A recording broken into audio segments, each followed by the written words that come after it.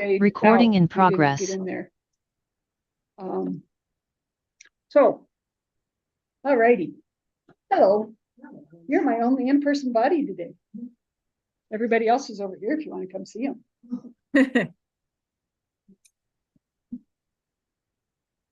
Oh boy. I came into this classroom and there's this black paper on the table. It looks like somebody's having a card game and has cash all over the place, including 20s and $100 bills. And I looked at it and I went in and talked to Gabby at the ball game and said, "What's this?" It's fake money. Oh. But yeah. I don't know if it's stuck down. I can show it to them if it's not stuck down.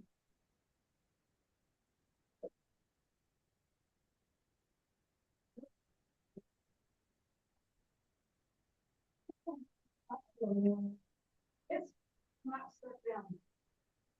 I can send you a picture though. Okay. Next part, gynecologic emergencies. Obviously, we're dealing with the female parts. We are not talking about pregnancies here. Well, kind of. We discussed some of them. Chapter 25. You know that females have a uterus. At the bottom is a vagina. Then you have the little fallopian tubes and you have ovaries sticking out.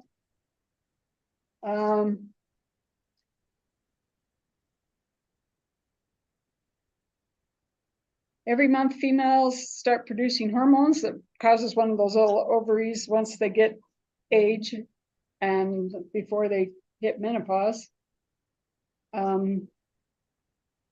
Initial onset actually is starting younger and younger. As puberty is getting younger and younger. And menopause is usually between 45 and 55 years old.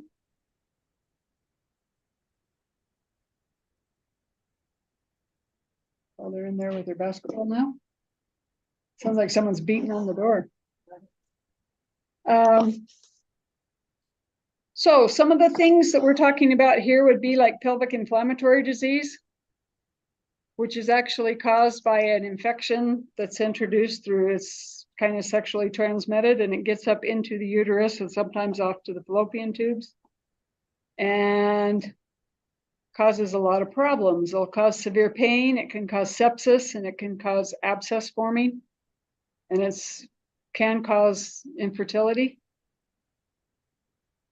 Usually what you're going to find or people are going to present, they're sexually transmitted diseases, yeast infections usually aren't something they're going to call you for, but it could be if they start going septic. So you might quiz them if you see signs of sepsis, wondering what's going on. A ruptured ovarian cyst is when a lot of fluid gets in around the ovary and it starts getting around the little egg that's forming, and it gets bigger and bigger and makes an infection. And when it ruptures, it hurts like crazy. Usually there's not much internal bleeding, but sometimes there can be quite a bit of it, but it's rare. So be aware that it could happen. Ectopic pregnancy, we all know about. That's when the little ovary, zygote, whatever they call it at the time, gets into the fallopian tubes and starts growing there, which don't stretch, and so they rupture, and you're going to get massive bleeding with that.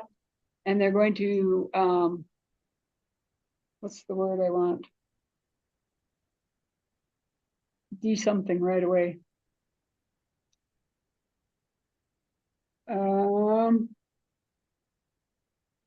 Decompensate. They're going to be prepared for rapid decompensation in those cases. And when they do, you're going to want both IVs in there and be ready, prepared to put fluids in if needed. But don't overfluid them because it's bleeding, and you don't want to be busting clots or causing the problem because you still need those oxygen carriers as usual. Vaginal bleeding. You might get calls for vaginal bleeding. It can be caused by a number of things, including spontaneous abortion or miscarriage. If ask them when their last menstrual cycle was.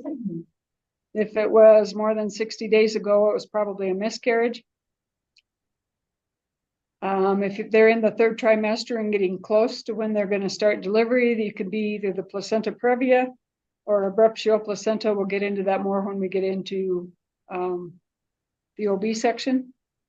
But the previa is when the placenta is down at the bottom of the cervix. So when she starts to dilate, it's going to tear. And they're going to start bleeding out like crazy, and baby's up above that. The abruptio is when it tears loose from the wall, which puts baby in danger and also can cause a lot of pain and bleeding.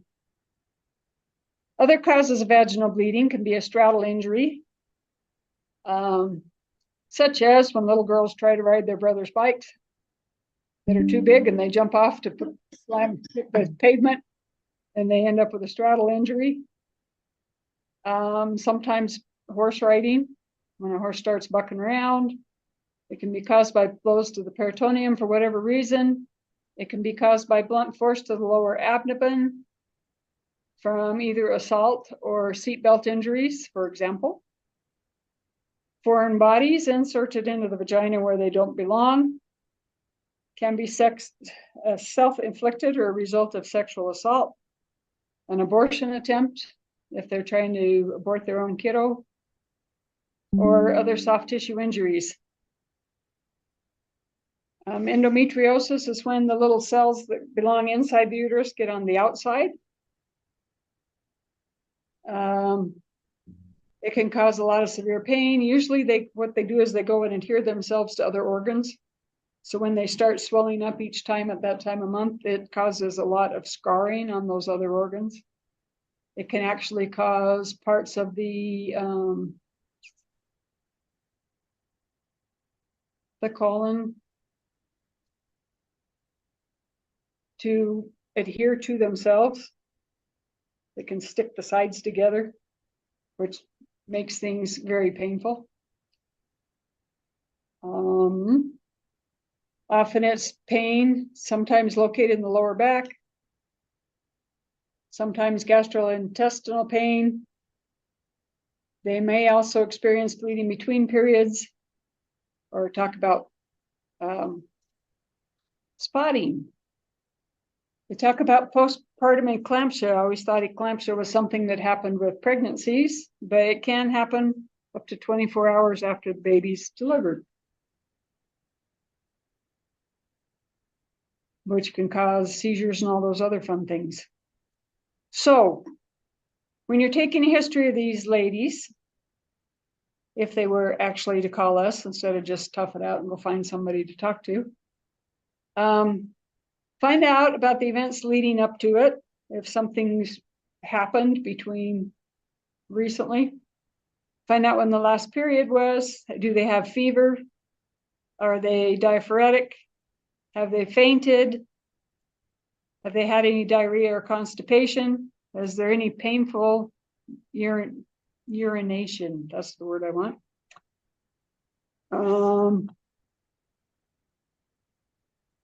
What is their general health?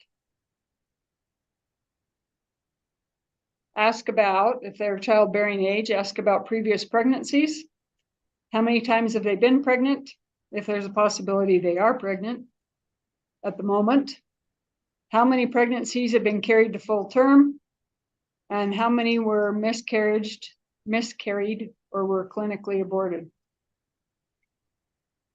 And they write that, there's a little thing on in the Words of Wisdom about how you write G. Gravida is how many times you were pregnant. P is how many you carried to full term. And A is how many times you were aborted. Hello, Erin. Thanks for joining us. Vaginal or urinary bleeding is not common among older women who are postmenopausal. And anytime it happens, it's a definite cause of concern. You want to take a thorough history, including if they are on any kind of a thinner, blood thinner. And for the most part, we're just being strictly supportive unless they're showing signs of shock If they start to get shocky on us, you want those IVs going and maybe oxygen, keeping them warm, do all the shock treatment. Interesting note, if you have a minor who is pregnant, they become emancipated. You no longer need parents' permission to take care of them, which is probably how they justify doing abortions on kiddos. They're just off away from school. Never thought about that.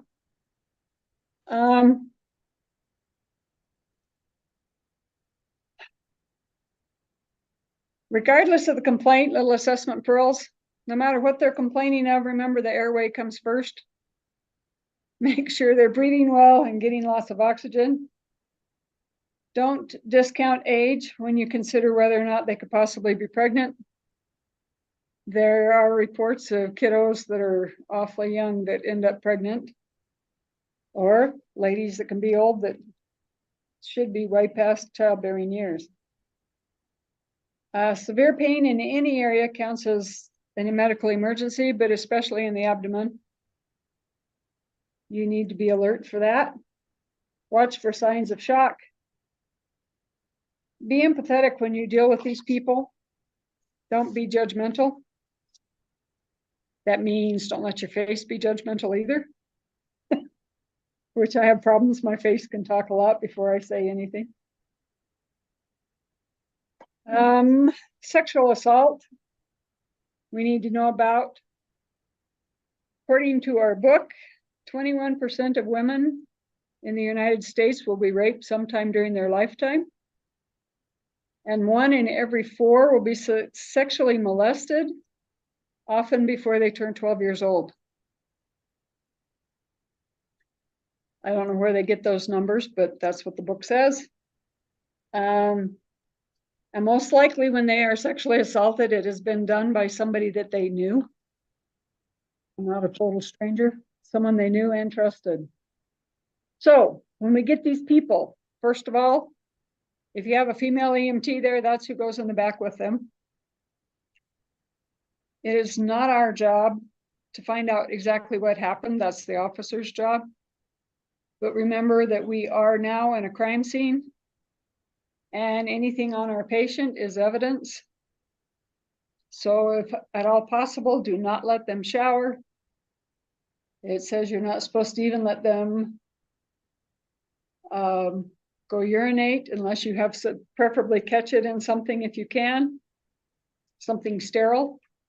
And even the paper, the toilet paper they wipe with, you're going to stick in a little bag, paper bag, and take with you. When you collect, if you have to remove clothing or cut it off, you want to put it all in paper bags. The officers should have them if we don't, because we don't carry them. Do not put them in plastic because it can retain moisture and it can damage the evidence.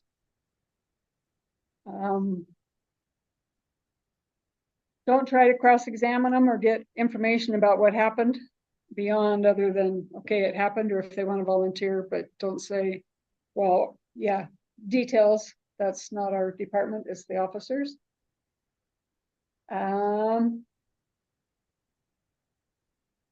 First issue for us would be to medically treat the patient. Are they injured? Do they have any life-threatening injuries present? Are they complaining of pain? I hear if you don't have paper bags, you can take pillowcases and put pillowcases over their hands and tie them on. Not tightly, but keep them over their hands so you can keep collecting the evidence. I would imagine like gunshot wounds, if there's any wounds there, you don't want to cut through where a wound would be. Like you don't start at the bullet hole and say, aha, good place to start cutting. Or if somebody got stabbed, but that's not necessarily sexual assault. Remember, there could be drugs that are used to facilitate date rape drugs like Xanax and Klonopin and ecstasy, ketamine. They don't have a color, smell, or taste, but they can affect them immediately. So be aware if they're acting kind of weird, that might be because they were given something they shouldn't have been given. And apparently there's a lot of weird sexual practices I don't know if your book goes into this, but mine does. I'm not going to go over it. But be aware there's a lot of weirdness. The people put things where they don't belong. And there can be problems. Any questions over gynecologic emergencies? You're being supportive, be alert to decompensating.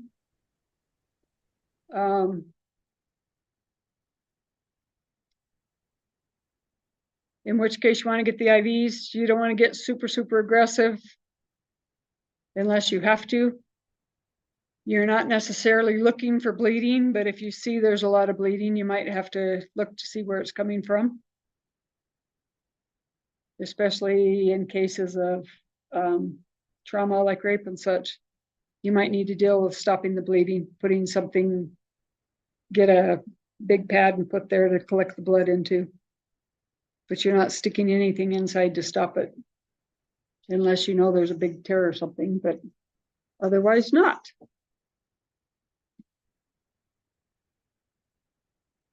Okay, was there something else that was on tonight's list? Do you have your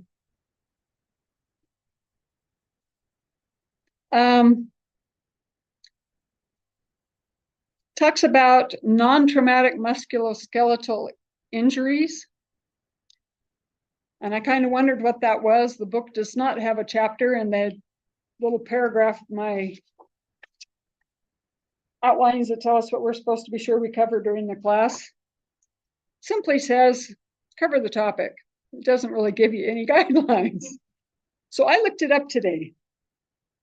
And it would be any disorder that affects bones, joints, or connective tissue, such as osteoarthritis, rheumatoid arthritis, psoriatic arthritis, all of which can cause weird little growths on your fingers, so they get funky things like this and start looking like somebody snapped your finger sideways, which it really doesn't hurt.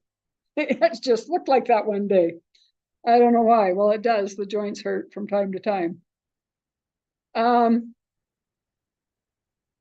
But they can be really painful at times. There's medications they can go on. I don't know that they're really going to be calling an ambulance for that. There's something called osteogenesis imperfecta, which is also referred to as brittle bone disease. And you might run into those, especially those of us in the 10 sleep area are aware of our bodies over here. And for example, I had one lady whose dog came home. The dog excitedly ran to greet her and jumped into her face and actually broke her face. And she had a terrible nosebleed when she got to us, but she actually had fractures in her face from the dog. It can be things like, osteogenesis imperfecta. Sometimes they may not know they have it. If you find someone that has a lot of broken bones, you might ask them about it. One guy in a presentation said, yeah, I talked to this man and he said, yeah, I've had a lot of broken bones. I break bones all the time. My dad broke bones a lot. His dad broke bones a lot. It is genetic. If you start hearing a history of this, they really should be tested for it. One way you can kind of identify it, the white part of people whose eyes are normally white here, they look bluish. And they will always look bluish. There are treatments for it that can make them pretty much cured, but they don't always know about it. People with chronic back pain also fall into this category. I'm pretty sure things like multiple sclerosis and Lou Gehrig's disease, lupus and fibromyalgia would all fall under this too. Any disease that affects the bones or the muscles fall into the non-traumatic. And so you have, when they start getting this chronic pain stuff, sometimes they put you on steroids, which totally depletes your bones of their calcium. And they can be walking down a street and broke toes. They can be coughing and break ribs. They get things like pneumonia all the time because they're on medications that suppress the immune system. So they get a lot of infections, and we might be seeing those type of people. My dear sister, they picked her up. I had just been down there to visit her, and they picked her up that night, and she actually quit breathing on them on the way to the hospital. So be prepared for things like sepsis or really bad infections. Listen to their lungs, be prepared for pneumonia, because we're only going to be called if something really bad happens. Otherwise, they generally won't call us. With some of the osteo things, like the lady who just simply turned and closed her screen door and it broke her hip, that was a non-traumatic musculoskeletal problem. So treat them as you would any fractured, broken bones, but just be a little higher alert to the fact that it might be broken. Even though, well, all I did was close the door. That was the dear lady when we had to go back a second time. I can't remember what she broke that time, her arm or something. Said, "Oh, I hate you." I said, "I'm sorry. I like you." But eventually she had to move, so she wasn't living by herself anymore. Because she kept doing things, breaking things and had no help. Okay, any questions on those?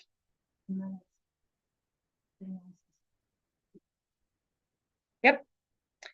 Eyes, ears, nose, and throat. Eyes, they can get weird infections. What I was looking at didn't really talk about the eyes, but if eyes start doing something weird, like they're not focusing anymore, or they start getting black spots or little squiggles moving through that just that don't go away, they really should go see somebody, preferably an eye doctor, but we might get called. That's some of the symptoms for things like the torn retinas or detached retinas. And that's not something we can necessarily help with. With the ears, you get a lot of ear infections. You can get people with sudden hearing loss. Along with ear infections, you can get ruptured eardrums. Sometimes not ear infections, sometimes it's poking something in, trying to clean your ear out. You can rupture your eardrum. You can get sinus infections, and nosebleeds are the ones probably we would see most. Nosebleeds most often are minor. You can stop them just simply pressing on the soft part of the nose or pressing up here. Sometimes putting a cold pack on the back of their neck. Keep pressure on it for 5 minutes or so. If it doesn't stop within probably 10 or 15 minutes, or it's really excessive bleeding, it is a true emergency. My mom, for example, I hear her house look like a war zone. There were blood pooling everywhere, and she actually had lost enough blood that she passed out from lack of blood in a matter of minutes. 15 minutes maybe, because Dad called and said, "Hey, get down here." And by the time they got there, she had already passed out. So if it's caused by something large that ruptures in there, like an artery, major artery that goes through, the one call that I was, they talked about in a trauma meeting, there's your artery, the aortic artery comes up here, and it splits in two, and half goes inside your skull and the other half goes outside, around the outside of your head and your face. And right where it split and went inside is what ruptured on this lady. So it was gushing out her nose, and this wouldn't stop it because it's not there, it was over here. And they couldn't get it stopped. In my mom's case, I'm not sure where hers was, but in the night as she was in the hospital and they had the rocket up her nose, she woke up and pulled it out, which caused the nose to start profusely bleeding again, and she aspirated it into her lungs, and that's why they couldn't bring her back. They said they couldn't get her O2 sat above 20 no matter what they did, because your little arterioles are all full of blood. They can't carry oxygen. Throat problems can include tonsillitis. Sometimes there's vocal cord dysfunctions, lesions, or paralysis, and actually sleep apnea is a throat problem.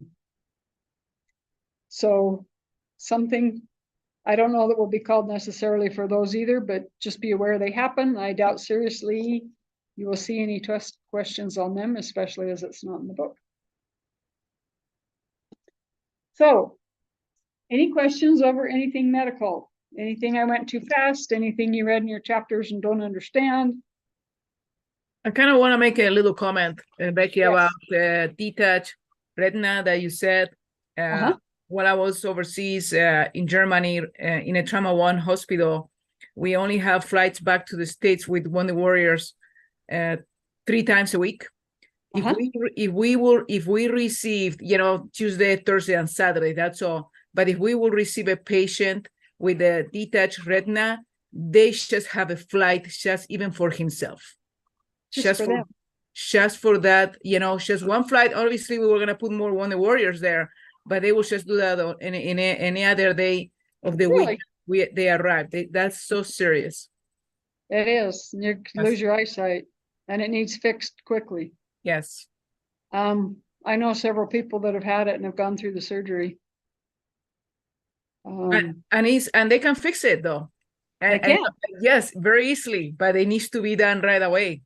So I think that's what those of you who knew Guard Ferguson, his wife had that problem. And after surgery, she had to sleep in this thing that she sat up and looked through the little circle because they didn't want her putting pressure on what they had just fixed. So she had to keep her face down. And the dear soul, I bet she really appreciated this, took pictures of her every so often and would send updates to us. And I thought, if my husband did that, I would clobber him. Updates are fine, pictures, no. But yes, this is a real emergency. Needs to get somewhere that can fix it.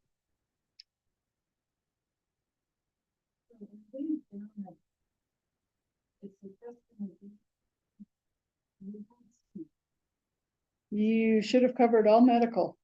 No, I know. It just is over medical.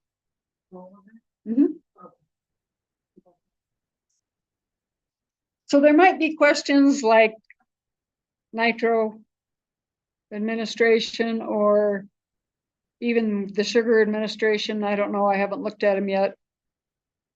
But to fix our medical things, we have drugs we can use.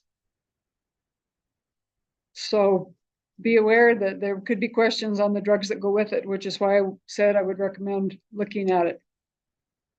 Because you could come up with something, okay, somebody's in anaphylactic shock. They're 8 years old. How much meds are you going to give them? I don't know that I would throw that at you. But if they do, it is 0.01 milligrams per kilogram.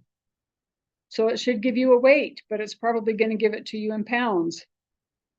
If they say this kiddo weighs 66 pounds, how many kilograms are they?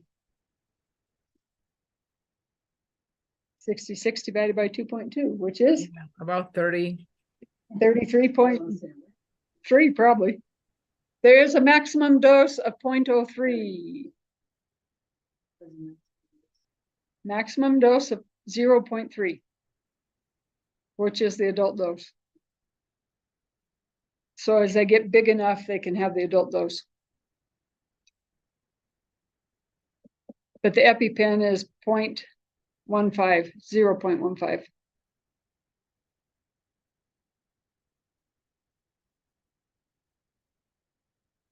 So it's half the adult dose. Make sense? I don't know that they will give you that. That would probably come more in the pediatric section, which we aren't to yet, but I know that when we first got epinephrine kits, they had the 0.3 and they had the 0.15. And they took our syringes away from us because for peds, it is 0.01 per kilogram.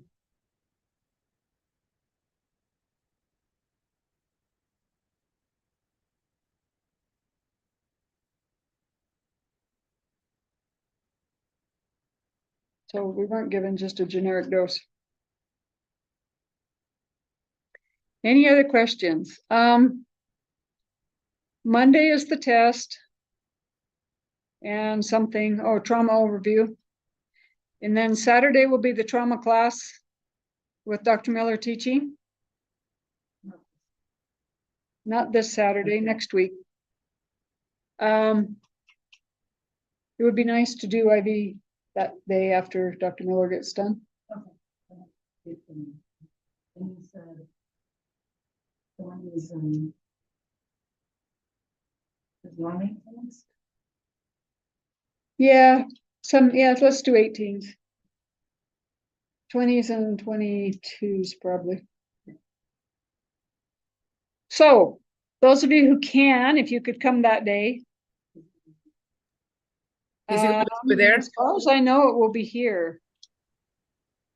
You could even hitch a ride with Dr. Miller if you got a hold of him. He brought people in the past that missed the class down there.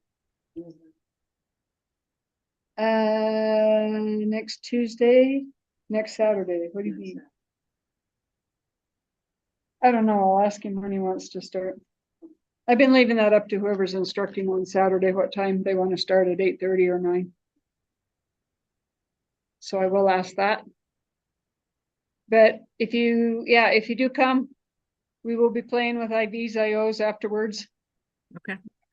I'm hoping I can get that practice drill. I've got a couple of ideas on how I can slow it down. What I need to do is figure out how to build up around the trigger so it will only go down so far.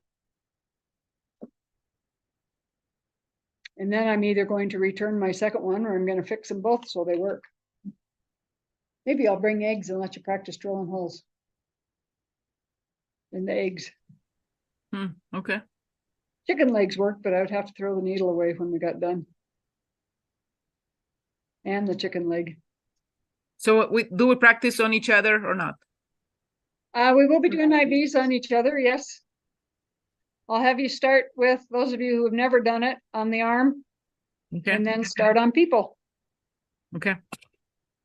Perfect. And if you can't come, I know you guys practice down there too, but we'll keep track once again of how many IVs we do. Do you want the advanced airways too, or just the IVIO? Can you bring both? Yep. So we can keep practicing? Thank you. I can bring both because I'm betting he's only going to take a little bit of the morning. Okay. So we might run more into afternoon, trying to cover more, but we can do that. Perfect. Thank you. I think. Snowball games that day, right? Not here. Oh, good. Yep, we're good. So I'll bring both and we can play with them and you can write down how many more you do. You're keeping track somewhere of that, I hope. You can do 3. So you can do, yep, I told you to keep track of those too. You can do 3. I'm still going to do the Kings and the iGels because some places you go work for might have the Kings and some will have the iGels. So we'll keep both of them. You can do 3 of each every time we practice. And IVs, I'll count however many you start, but preferably not do 12 in one day. Mm-hmm. But the more you can do, the better you get. Yes. So, yep, I'll count what's done in the arms, but it'll be better to do them on people. You need, like 12. And eventually one day, what I would like to do is put you all in the back of the ambulance and let you ping around as I drive somewhere crazy and let you try and start IVs. So that way you can each have practice bouncing down the road. Wow. And it sounds weird, but for me, I can't start an IV standing in a hospital, but I can bouncing down the road. And people think I'm crazy, but that bounce helps. First one I did, however, they hit a pothole and it went right through the vein and made a huge, massive bruise down the whole man's arm. I'm hoping he never found out who did it, but anyway, if there's no questions, wow, we can be done in an hour. I'll also go over the formulas for the IV stuff. Make note of that. Did you hear about November 3rd? All the rest of you guys. We've decided we're going to do the hazmat awareness, the actual class, instead of just a kind of a brief overview. And it's being given November 3rd from 6 to 10 at the fire hall in Thermopolis. 6 to 10. It's a So Becky, if Friday night. we've already done hazmat awareness, do we have to do that again? If you were in the last class, yes. If you actually have the hazmat awareness and got given the little certificate, no, you don't. Doesn't hurt to review. You could come listen to a review and say, I'm good, and leave, that's fine. But those of you who have never done the hazmat awareness, it would be good to get the actual certification. And I think I was trying to get him to come like just a few days before that. And he's got a daughter getting married and said, I don't know how much time we're taking. But he said, I'm teaching it on this day. I said, cool, we'll move it. So if you don't want to do the hazmat awareness, you've already got it. Or I don't know, I could probably Zoom it for people who just want the part of it, the review stuff. So Becky, I know this is just personal. That weekend I have to go with the Navy to Newport, and I'm free. The fire department just blocked on my house. It is unfortunate, but yes, I probably can do Zoom if we do that in the evening. Yeah, if you can Zoom it that night. Okay. I will take the computer and we'll Zoom it to you. Thank you. I don't know if he'll still give you the certificate because you can't take the test, but you will have done it. Oh, okay. So Okay. you get credit for the class. You've done it and you know what you need to know. Okay, thanks. Any other questions? I still work with people however I can. I should quickly write who else here too. We have Brennan. Oh, sorry about the mix up on you, Brennan and McKenna's test scores. I knew something was wrong because I knew you wouldn't miss that many. But for the record, you each got about 6 right, maybe 9. I was looking at their test 1 and grading it with the test 2. And it was really scaring me. Hey, So, Becky, yes. can you send me the score for test 1? Yes. Is that what you were asking about? Yes. Yes, I can. Thank you. Because I have them all printed out, even if I haven't written things down somewhere yet. And whenever you're ready, we're gonna need I will need the ones for test 2. Okay. Whenever you're able to do it. Did I not send it to you? You send me the results, but not the test. Yes, know what I missed. Okay. I will do that. Test 1 and Regina needs test 2. Didn't you grade it there? No, you sent it to me. I know what you mean. Got it. I will get on that and get it sent back to you. Thanks. For the record, I am leaving town tomorrow and won't be back till Sunday evening. So if you don't hear from me, it's because I'm off playing with my daughter and family. That's my plan too. Being But gone. I will get back to you when I can. Awesome. Yes. Deal. Oh, McKenna, I didn't. Yes, I did. 1, 2, 3, 4, 5, 6. There's 6 of you on there. Bucks who I'm missing. And what happened to Erin? She was there. Erin is there. I wrote Angie twice. Yeah, she's still here. I'm still Wow, here. Angie gets extra credit. Okay, I think I got you right. Nicole's in person. The one person that came, I thought she'd be off doing homecoming stuff. Well, I will catch you all next Monday then. Okay, thank you so much, Becky. You guys Thank have you a good guys. night. You Bye-bye. too. Bye. Becky. Recording Bye. stopped. Maybe I can. Where are you? She's gone. Aaron. North Carolina, up on the beach. Visiting. Wow.